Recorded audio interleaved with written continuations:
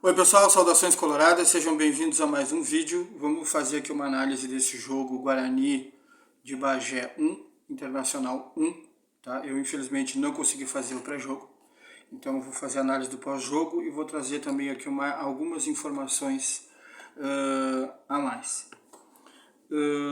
Bom, vamos começar com as escalações. Tá? O Inter veio a campo com algumas surpresas, tá? A gente não esperava. Em relação à defesa, já era esperado, né, o que o Inter ia colocar em campo. Né? Foi o que o Inter tinha, vamos dizer, o que estava jogando, que estava se apresentando melhor. Embora a questão do Cuesta, tá, para mim não seria o melhor zagueiro. Tá? Para mim seria Bruno Mendes e Kaique. Porém, como eu disse em vídeo anterior, o Bruno Mendes eu acho que ele está de saída. Tá? Se fala já há um bom tempo, tem muito jornalista indo atrás de informação, tem muito jornalista que conhece até o procurador do Bruno Mendes, tem um jornalista de São Paulo que fala sobre o Bruno Mendes, e lá em São Paulo se dá o Bruno Mendes como um jogador que vai gerar recursos para o Corinthians, mas que não é o Inter que estaria comprando. Tá? Só não foi revelado o clube, tá, para o qual esse jogador estaria indo. Tá? Mas a informação que tem lá de São Paulo, de canais paulistas, jornalistas, pessoal setorista realmente, é de que esse jogador já estaria negociado e vai render dinheiro para o Corinthians. Agora, qual clube não se sabe. Então, em função disso, o Cuesta se mantém e é esperado que seja assim. Então, na minha opinião, já começando com uma questão de opinião aqui nesse vídeo, o Inter precisa contratar zagueiro para ontem. Na verdade, o Inter precisaria contratar zagueiro já no início do ano. O Inter é que tinha, vamos dizer, a visão de que na zaga o Inter estaria bem. Então, não sei de onde que eles tiraram isso. Realmente não sei de onde. O Inter tem o Kaique, que é empréstimo, tá? Não está em definitivo no Internacional. O Inter tem o Moledo se recuperando de lesão, que a gente não sabe, estava no banco hoje. Ou seja, parece que fisicamente o jogador evoluiu. Ou seja, parece que ele vai poder jogar. Então, mas a gente vai ter que ver ele jogando e vamos ver se ele não tem algum problema. Se não se lesiona, se não incha o joelho, se ele não sente alguma coisa, tá? Porque é um bom sinal ele estar no banco. Sinal de que ele trabalhou fisicamente, fez uma carga de trabalho alta e está em condição de jogar. Então, a princípio temos o Moledo de volta, mas é necessário um resguardo aí. É necessário colocar um pé atrás, ser cauteloso e ver como é que o jogador se sai jogando. Tá? Então você tinha aí Kaique, a Bruno Mendes já de saída, que o Inter não conseguiu manter, Cuesta, que não estava bem, Moledo, que é essa questão que eu falei, e o Mercado, que também está se lesionando, treinando. Mercado. E também não aprovou muito na zaga, não é um jogador que dê segurança, é um jogador que, quando foi colocado na zaga no Campeonato Brasileiro do ano passado, em 21, ele até deu conta do recado, não jogou mal na zaga. Agora, nesse ano, foi necessário colocar ele na lateral direita em alguns momentos. E aí, realmente, ele não foi bem. Tá? Então, o Inter tem um problema aí na zaga muito evidente, muito nítido. Tá? De até eu chegar a falar num dos meus vídeos de cogitar a possibilidade de recuar o Rodrigo Dourado e botar na zaga, ver se ele se sai bem. Já que é uma adaptação, teria que ter um prazo, né? Mas eu acho que ele tem características para poder jogar de zagueiro. Acho que ele poderia fazer num socorro, numa emergência, porque realmente o planejamento não considerou que nós precisaríamos de zagueiro. Nós precisamos. Eu acredito que agora o Inter está... Na verdade, na chegada no Medina, vazou alguma informação de que sim, o Medina estava preocupado com a questão e pensou em zagueiro sim. O Inter pensou e foi atrás de zagueiro sim. Tá? Mas lá no início do ano, antes de chegar ao Medina, o Inter achava que zagueiro não é problema. Tá? Então vamos lá, vamos voltar para a escalação aqui para terminar. Tá? Inter, Daniel Bustos na lateral direita, Kaique Cuesta como era esperado e Paulo Vitor na lateral esquerda porque o Moisés está lesionado. Aquele chute que ele deu de direita, o jogador do Grêmio bateu nele quando ele está com a perna estendida, aquilo ali balança a perna e refletiu no joelho. Tá? E é uma lesão, não é tão grave porque o prazo de recuperação estipulado é de um mês. Tá? Então provavelmente foi alguma coisa parcial que pode ser corrigida e tratada e o jogador realmente A informação que eu tenho é que ele volta em um mês. Ou seja, ele está fora das finais do Gauchão. Tá?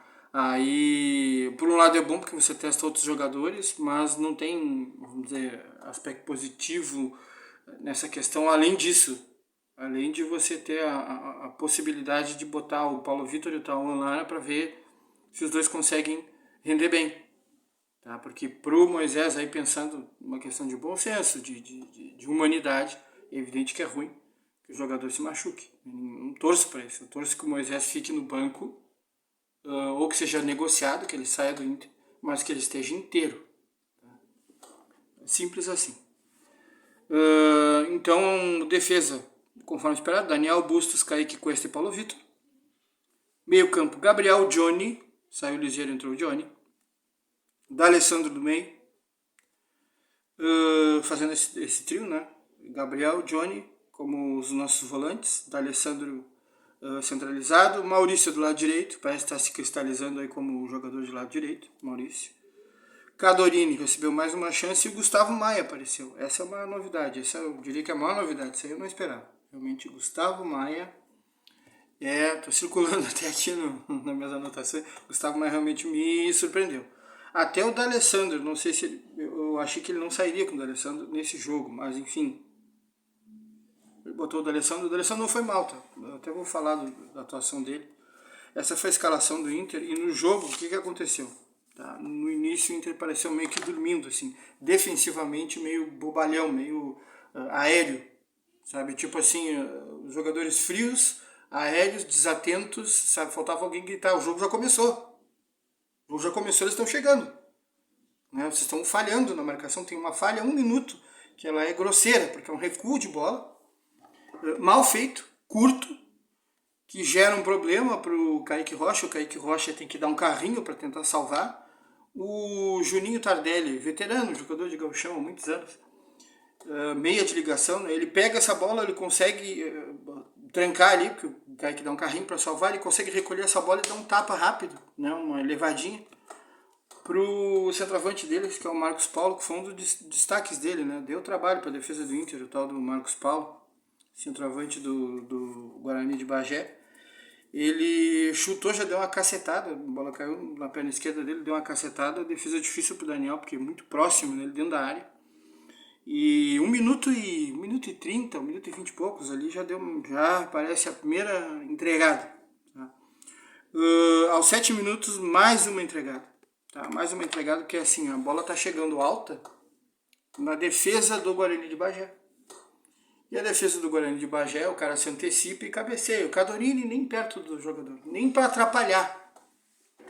Nem para atrapalhar o jogador, ele foi.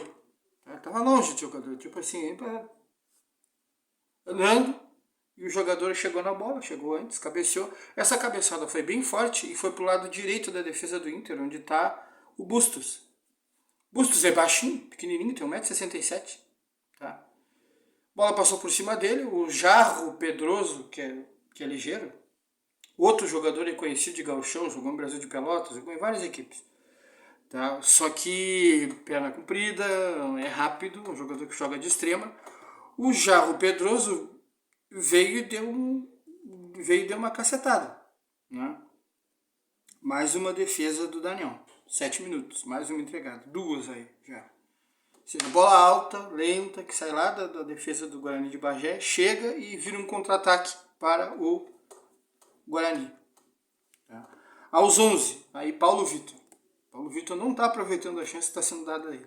Ele recebe uma bola, ele olha, pensa, tem tempo para fazer isso, ele dá um passe errado para o jogador do Guarani de Bagé, que aproveita, evidentemente, está no campo do Inter, perto da área, sai uma jogada perigosa. A defesa está saindo, tu erra o passe, tu coloca a defesa numa saia justa, né? Então, aí o jogador que pega essa bola, ele já larga direto para o atacante Marcos Paulo, camisa 9 do Guarani de Bagé. Tá, mais uma jogada. Preocupante. Aos 13, tá? Dos 5 minutos aos 13, tá? O Guarani chegando mais em alguns lances mais violentos ali, alguns lances de falta que é nitidamente que é para tentar dar uma, né, para tirar algum jogador do Inter, né? Aquela joelhadinha por trás, na coxa do Alessandro, mais uma falta, depois uma chegada no tornozelo. Então, a gente vê que dos 5 aos 13, o Guarani de Bagé ele começa a abrir a caixinha de ferramenta. E o Inter reage abrindo a caixa de ferramenta, mas quem faz mais isso é o zagueiro do Inter, o Kaique Rocha, que começa a bater. E ele não sabe bater. Ele não sabe. Ele não sabe porque ele bate de forma escancarada, tá? Isso é bom. Tomara que esse vídeo chegue nele. Tomara. Tá? Ele não sabe disfarçar. Ou seja, daqui a pouco ele toma um cartão vermelho. Porque na hora que ele vai bater, o que acontece? Tu bate no jogador, lance fora de bola. Tá? Isso é coisa de várzea, tá? Porque eu atuei muito na várzea. O que acontece? Ou, quando tu tá longe do bandeira, longe do árbitro, é uma jogada de contra-ataque. Tá? Se o árbitro tá longe, porque não consegue, ele não tem um jatinho nas costas para chegar tão rápido. Então, se é um lançamento, ele vai demorar um tempo para chegar. E se é na diagonal do árbitro, e o bandeira tá lá do outro lado, tá longe também, aí que o jogador bate. Aí vem o cotovelinho, aí vem entendeu? Uma chegadinha no tornozelo, aí é que vem uma joelhada, um tostão no músculo, pode tirar o jogador da partida. Então aí é que vem o pau, né? Ou lance fora de bola, a bola tá saindo dali, o juiz está olhando a bola, o bandeira está cuidando da linha, tem um bolinho ali, o cara pega e dá-lhe uma cacetada. Então isso é jogador que é malandro, que ele sabe bater, ele esconde. Tá? O Kaique Rocha não tá nem aí, ele sai batendo, não importa onde eu tô, não importa onde o juiz está, não importa nada. Então sai, começa a bater, uma hora vai ser expulso. Tá? Então é bom para ele aprender isso, que ele não tá sabendo bater. Tá? Então, ter essa resposta do Internacional, mas feita dessa forma. Aos 19, gol do Guarani de Bagé. Óbvio, mais uma cagada da defesa do Inter. Não satisfeita em fazer duas, ela faz a terceira. Tá? Kaique Rocha errou na saída de bola, ele pega e dá um passezinho altinho, com efeito, bola lenta, para o centro da área. Né? Pelo amor de Deus, seu Kaique Rocha. Tudo que tu tá construindo, tá jogando bem, tá jogando titular, aí tu pega e me dá uma, né, peida na farofa de um jeito horroroso, desse jeito, sabe, lance de vídeo cacetada. Então, o seu Kaique Rocha errou na saída de bola, um passezinho, um balãozinho com efeito lento pro meio da área, e errado, mal direcionado. Aí Tardelli, que não é bobo, veterano, quase 40 anos o Tardelli, 38 anos, eu acho, 37, 38. Juninho Tardelli, irmão mais velho do Diego, nem sei se é mais velho, acho que são parelho de idade, tá? O Diego Tardelli, o centroavante, deve estar com 38, 37, e o Juninho Tardelli, acho que é um ano mais velho, não sei. Mas é um jogador muito tempo aí de gauchão, meia de ligação, tá? Ele é habilidoso, ele sabe fazer aquele papel ali. Então ele pega essa bola rápido, deu uma assistência pro camisa 7 que entrou. O camisa 7 já largou a bola, já chegou em mim, já não está mais comigo. Para o centroavante que está entrando, que é o que deu trabalho para a defesa do Inter, o Marcos Paulo, ele bateu de primeira, no cantinho, viu aquele cantinho ali do Daniel, bateu forte. E o Daniel, claro, esbraveja, puto da cara e tal, mas ele esbraveja olhando pro gol, tá de costas. Ele tem que esbravejar olhando pro time, pra cara do jogador. Tem que fazer isso. Sabe? Acorda. O jogo iniciou e vocês estão cagando todo o jogo. Acorda. Então é assim que ele tem que fazer. Tá? Mas vai aprender com a experiência. Tomara. Se bem que o Daniel já não é tão novinho, né? O Daniel já é 27 anos, né? Então devia... Essa questão do goleiro tentando comandar a defesa é importante. Tá? É bem importante. Mas eu acho que ele não tem essa qualidade, esse espírito, essa qualidade, essa característica de ser comandante da defesa. Tá? Então o Inter toma um gol aos 19. Entre os 28 e 29, minuto 28 e 29, Paulo Vitor e Cadorini começam a tramar uma jogada. Paulo Vitor sobe, mete a bola no Cadorini dá uma protegida, toca pro D'Alessandro, o D'Alessandro recebe ela na área, tá fechadinho, ele toca para trás para quem tá vindo. E é o Gabriel, que dá um chute de fora da área, passou perto, boa chance do Inter. 39, Kaique, de novo, Kaique, ele dá um lançamento lá da defesa. É pro Maurício, não é pro Cadorini, é pro Maurício. Só que passa por cima, ele é um lançamento alto. Aí o que acontece? O Cadorini faz um movimento em diagonal, cruzando a linha de defesa. O movimento de centroavante que todo centroavante tem que saber fazer, já aprende na base isso aí. Então tem aqui a defesa e tem aqui o Cadorini. Ele pega e faz um movimento em diagonal. Tipo assim, ó, um pauzinho aqui e um pauzinho aqui. Tá? Um tá mais na frente. Ele deixou a bola passar. Quando ele deixou a bola passar, esse zagueirinho aqui achou que não tinha perigo, que dá para deixar passar. Esse aqui também. Ninguém avisou nada. O Cadorini, vendo que eles estavam comendo mosca, ele estava aqui, ele pegou e fez um diagonal. Como ele saiu depois do lançamento, ele pegou essa bola na frente. Os caras acordaram, foram em cima dele, ele conseguiu bater, mas perdeu o gol. Ou seja, bom movimento, mas perdeu o gol. Tá? 41, Juninho Tardelli, livre na direita.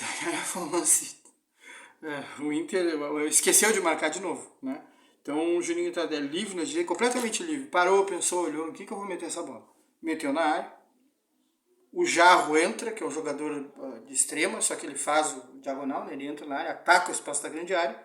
Não é baixinho esse jogador, é um jogador longilíneo. Consegue cabecear a bola, cabecear certinho no chão. Passou pertinho da trave, se fosse no gol não dava pro Daniel. Tá? Então 41, é isso aí. Terminou logo em seguida o primeiro tempo, não teve tanto acréscimo assim. Segundo tempo, aos 8, tá? O Inter melhorou um pouco o toque de bola, porque acho que eles tomaram uma carraspana do Medina, que dá pra ver ali na Casa Mata, no espaço do Medina, que ele olhava pro banco e tava puto da cara.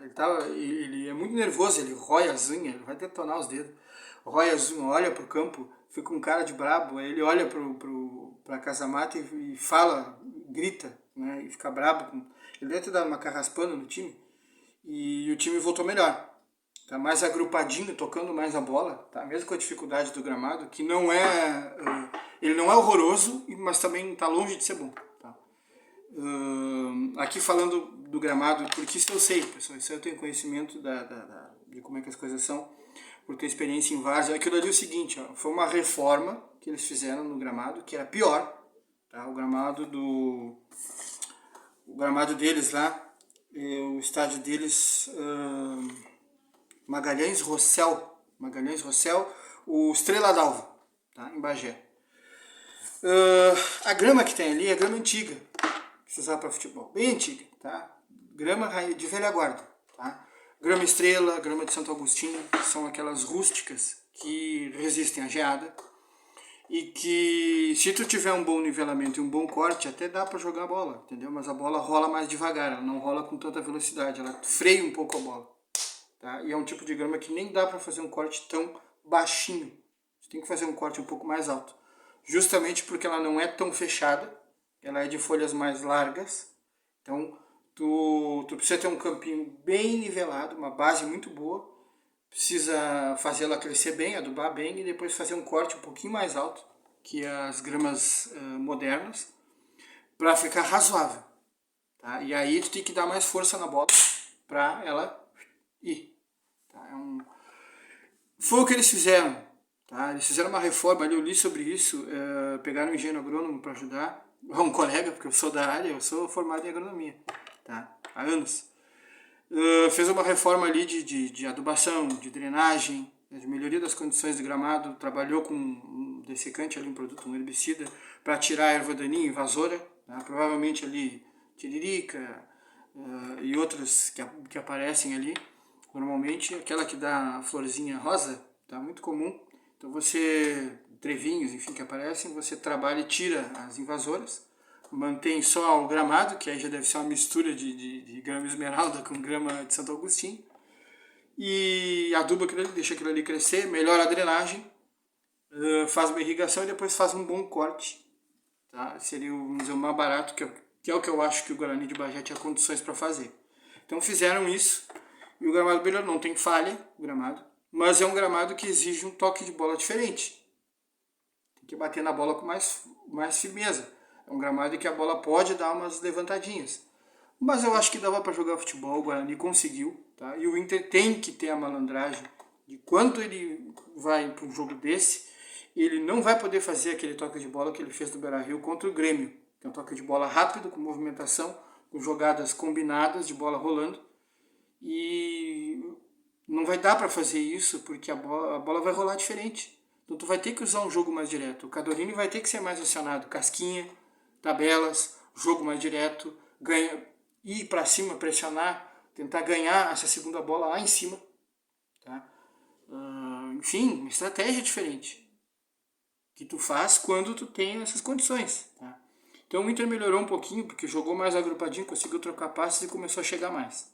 Aos 14 o Medina encheu o saco e começou a trocar. Tá? Cansou e começou a trocar. Saiu o Gustavo Maia, que não foi bem no jogo. Entrou o David, saiu o Johnny e entrou o Edenilson. O Edenilson entrou no meio do campo, tá? Segundo volante. Tá? Para jogar ali Gabriel, Edenilson, vou jogar o Dali, o Maurício do lado direito, o David do lado esquerdo e o Cadorini de centroavante. Tá? Então, Maia fora, entra o David, Johnny fora, entra o Edenilson. Tá? Depois, aos 23, D'Alessandro consegue fazer uma jogada junto com o Edenilson, com o Cadorini. Tá? Mais a zaga D'Alessandro, Edenilson, Cadorini, mais a contribuição da zaga do Guarani de Bagé. Quase saiu o gol. Tá? O goleiro conseguiu fazer a defesa. Tá? Aos 24, eu tocar Vidal no lugar do Alessandro. Tá? Acho que ele pode ter cansado realmente. Eu tiraria o do Alessandro só por uma questão física, né? Porque pelo jogo eu acho que ele estava conseguindo construir alguma coisa. Faltava os outros jogadores do Inter colaborar mais. Ele estava conseguindo fazer essa ligação, o Dali. Mas aí tirou o do Alessandro, então o Caio Vidal. Tá? O Inter ficou muito ofensivo. Tá? Ficou com o meio campo ali Gabriel, Edenilson, ficou com o David, ficou com Caio Vidal, Maurício e Cadorini. Né? Então ele ficou praticamente com 4-2-4 o Inter.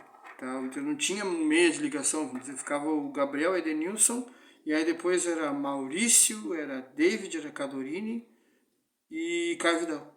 Caio Vidal na direita, o Maurício deslocado, o David também deslocado, só que o David ficou mais centralizado, então ele parecia estar jogando como um segundo atacante, o David. Tá? Foi um 4-2-4 do Medina, uma mudança aí que nós não tínhamos visto ainda o Medina fazer.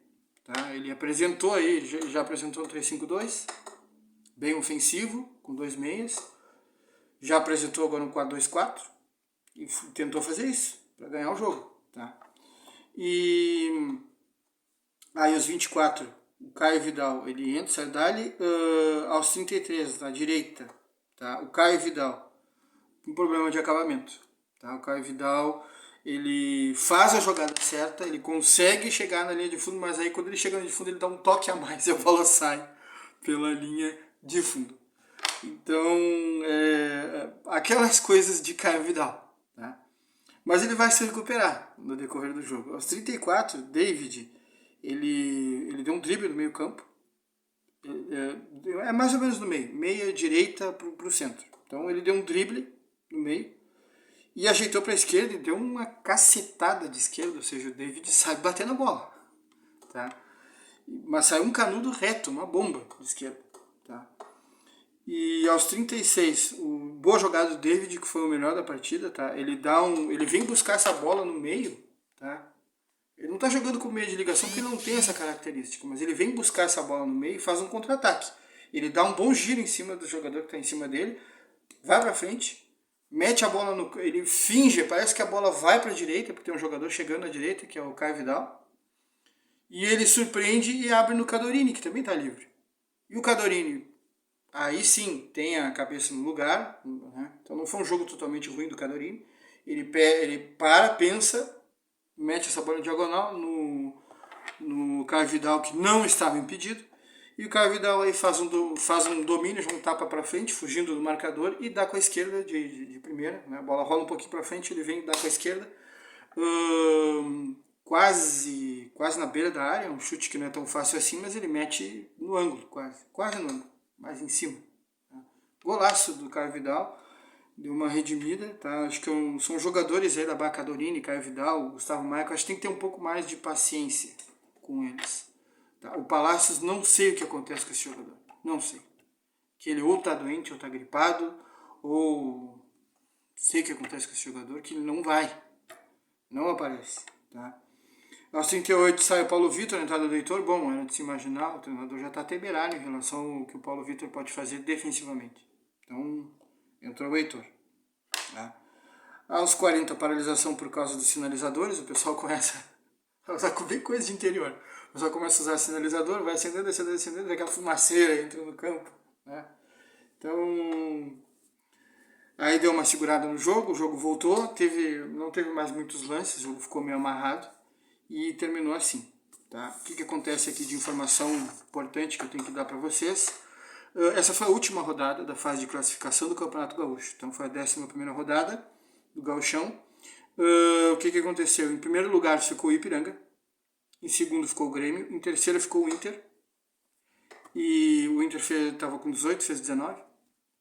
Em quarto lugar ficou o Brasil de Pelotas, que ganhou o último jogo. Tá? Ganhou. Então, semifinais. Ipiranga versus Brasil de Pelotas, é o primeiro. Joga contra o quarto lugar, que é o Brasil de Pelotas. Então, Ipiranga e Brasil de Pelotas. Grêmio Internacional. Deu Grenal nas semifinais. Jogo lá e cá. Tá? Dentro de casa e fora de casa. E aí decide. Isso aí não tem o gol qualificado, né? E vai decidir a vaga para a final do Gauchão. Então, na final do Gauchão não teremos Grenal. Tá? Interessante isso. Tá? E bom, eu falei para vocês aqui no vídeo anterior, no vídeo em que eu fazia pré-jogo, que o Wanderson poderia ser contratado, tá? Essa informação tinha e foi oficializado, o Wanderson está contratado, considero uma boa contratação, o Inter não está gastando muito dinheiro. O que o Inter vai acabar gastando bastante é no salário do jogador, parece que o salário do jogador é alto, tá? Ele vem pelo teto salarial do Inter. Tá? Mas como o Inter não está pagando nada, é um empréstimo, ou seja, se ele jogar 60% dos jogos, ou seja, se ele for bastante utilizado, o Inter vai ter que comprar porque tem uma cláusula que obriga o Internacional a comprar. E aí é 4,5 milhões de euros. O que dá, dá acima em torno de 25 milhões de reais. Tá? Pouco mais que isso. Porque a cotação do euro está variando agora. Se o Internacional não fizer isso e não quiser ficar com o jogador, tem uma cláusula que mostra que o Inter tem que pagar 250 mil euros, ou seja, não é tão caro. Tá? Fazendo aí da quase 2 milhões, 1 milhão e 700, 1 milhão e 800, com a cotação do euro a 6. Tá? 250 vezes 6, dá quase, dá mais de 1 milhão e meio. De reais, então não é um jogador que vai sair caro, porque até porque o Inter vai pagar depois, vai poder fazer usufruto do jogador, vai poder decidir se vai ficar ou não com o jogador. Né? Então é uma aposta, um jogador é um jogador que o Inter precisava, com características interessantes, só que assim, o que me preocupa é que ele chegou no Krasnodar em 2017 e está saindo agora em 2022. Tá? Ele só foi titular indiscutível na temporada 18-19. Se vocês olharem, é a 18-19 que ele jogou mais de 40 jogos, 30 e tantos como titular, fez 7 gols e 8 assistências. Ali ele fez uma temporada ótima. Nas outras temporadas, em torno de 3 a 4 gols e poucas assistências. Não foi titular absoluto, jogou em média 30 jogos por temporada. As últimas 2 temporadas, jogou em torno de 30 jogos em cada uma dessas temporadas, né? 19, 20 e 20 21. Então, 19, 20, 20 e 21, ele não foi um titular absoluto, poucos gols, 3 gols, 3 assistências. Tá? Jogando aí em torno de 30 partidas cada temporada. Então ele não vem tão em alta lá no Krasnodar, é um jogador que provavelmente eles estavam interessados em negociar. Se não fosse para o Inter, poderia ir para outra equipe. Tá? Mas, pelo que eu pude ver do jogador, lances, tá? Eu vi lances no iScout, e aí não me pergunta como que eu fiz isso, porque eu consegui. Isso é um site pago, profissional, de scout. Tá? Eu consegui de uma outra forma. Também vi lances através de outras empresas aí que fazem highlights do jogador. Fui ver isso, evidentemente, com o pé atrás, porque é highlights, né? Mas fui tentar ver as características do jogador. É jogador de contra-ataque, é rápido, é insinuante, é driblador, consegue ser rápido com a bola no pé, e a finalização dele, ele mostrou uma boa finalização, ele conseguiu fazer alguns gols em que ele bateu e o grau de dificuldade ali era alto, e ele conseguiu fazer o gol. Então, Me parece ser uma contratação que eleva o nível internacional, tá? E sim, um jogador rápido, ele na questão da velocidade, ele lembra o pai dele. O pai dele era um jogador, um ponteiro também, que jogou também só futebol europeu, Holanda e outros times. Ajax era um jogador rápido, era um ponteiro, era o Vanberto. Ele até é parecido com o pai dele, só que um pouquinho mais alto, mas também um jogador de velocidade, jogador de fibra rápida, jogador extrema, né? Joga mais pelo lado direito do que pelo lado esquerdo. Pessoal, então é isso, para o vídeo não se alongar demais, tá? Dá like, compartilha, considera a possibilidade de se inscrever no canal. Até a próxima, tá? E é isso aí, obrigado por tudo.